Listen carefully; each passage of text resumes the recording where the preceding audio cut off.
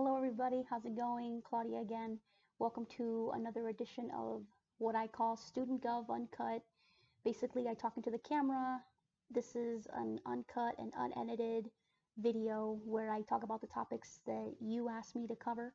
And today I'm going to talk about the Student of Distinction Award at Southwestern College, otherwise known as the SOTA.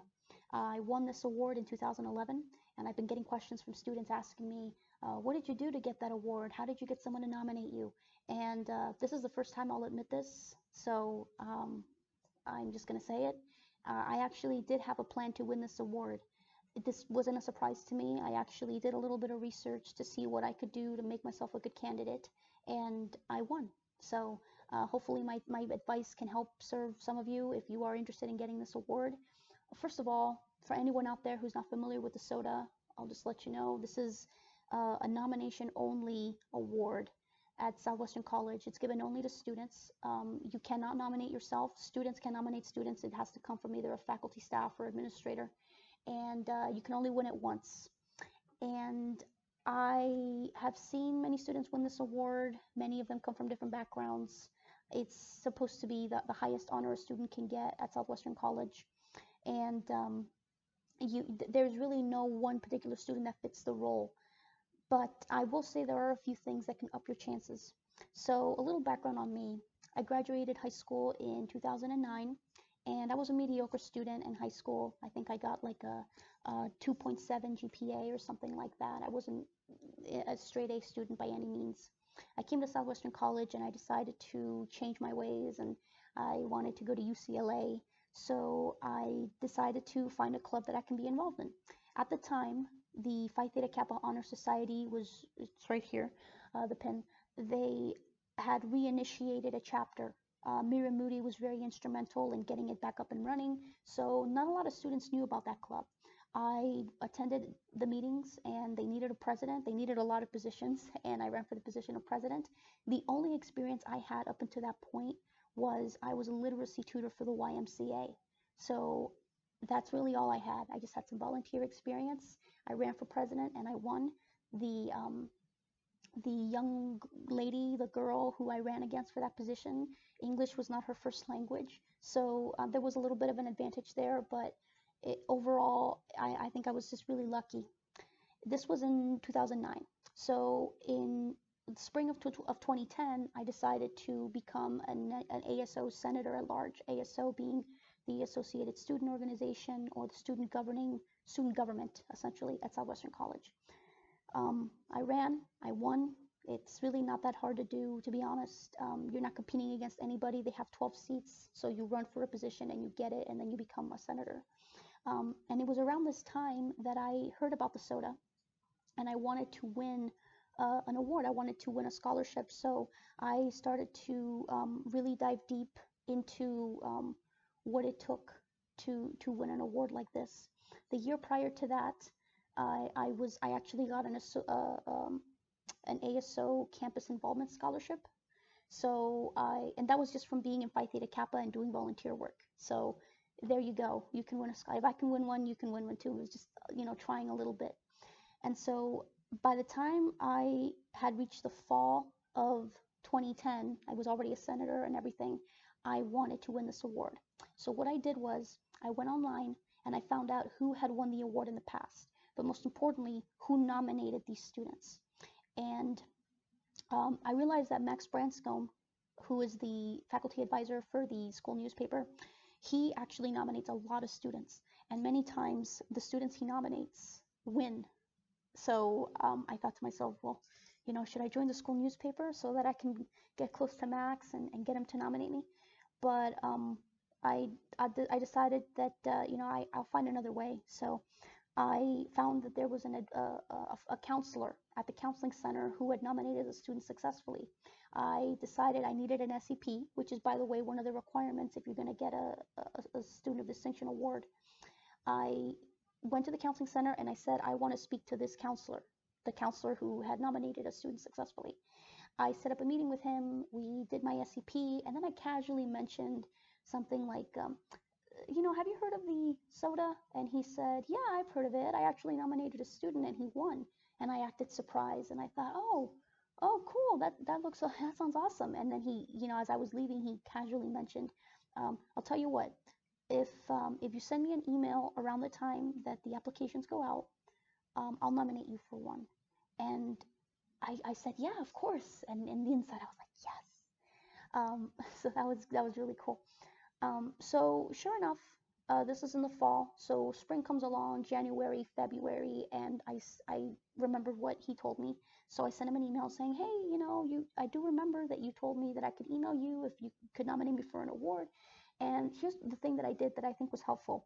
I made a list of the things that I had done, things like the volunteer work that I had done, the committees that I had joined as a senator, really just a few bullet points so that he could include it in his nomination letter.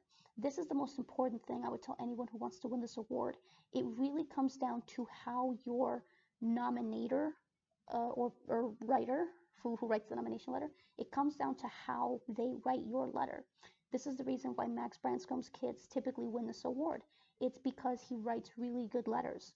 So you need to have someone who's going to write your letter well. The best you can do is send them a list of your accomplishments. That way they can, you can have this.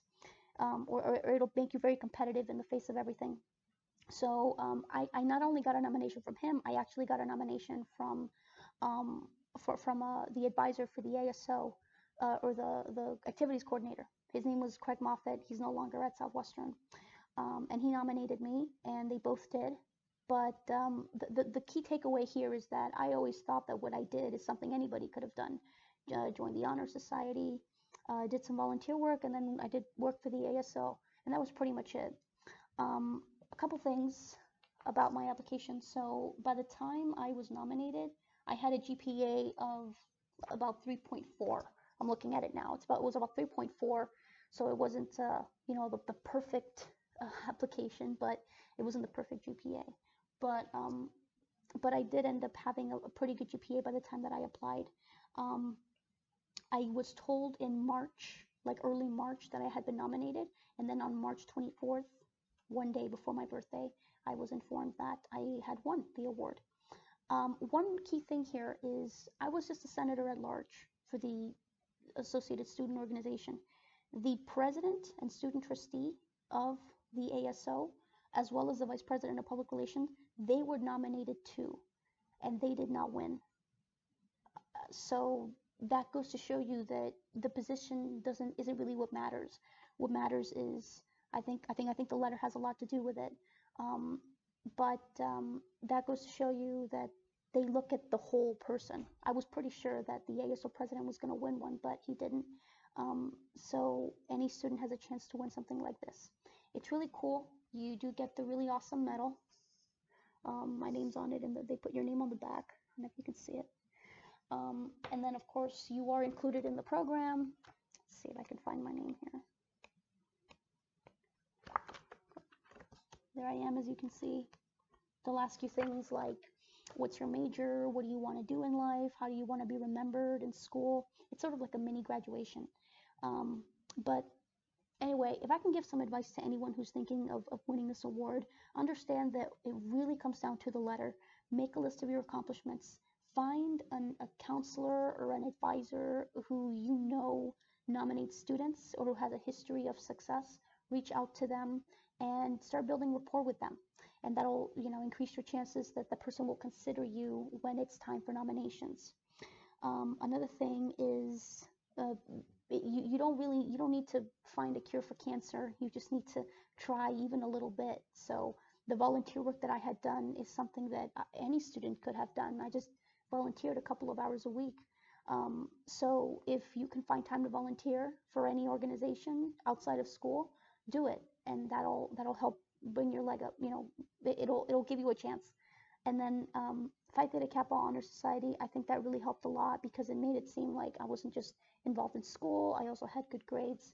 So I hope that paints a really good picture of what everybody was asking. Also want to mention just a couple things. Yes, I had taken English 115 by the time that I had been nominated. I was a sociology major, and then I switched it to applied mathematics. So I hadn't taken a lot of math classes or anything, so no, you don't need to be a STEM major to get nominated. It doesn't make you any more or less impressive. If I look at the program, I mean, I see all sorts of students here. I'm looking at a student who won an award and her major was Spanish. There's another one here whose major is theater. There's one student here whose major is communications. So the major is not what's important. What matters is your letter and the way you contributed. So I hope this helps. I hope you found something useful in this. If you have any more questions, let me know. I hope that you win this award if that's what you're going for. It's really a wonderful feeling. Any questions, please leave them down in the comments. Bye.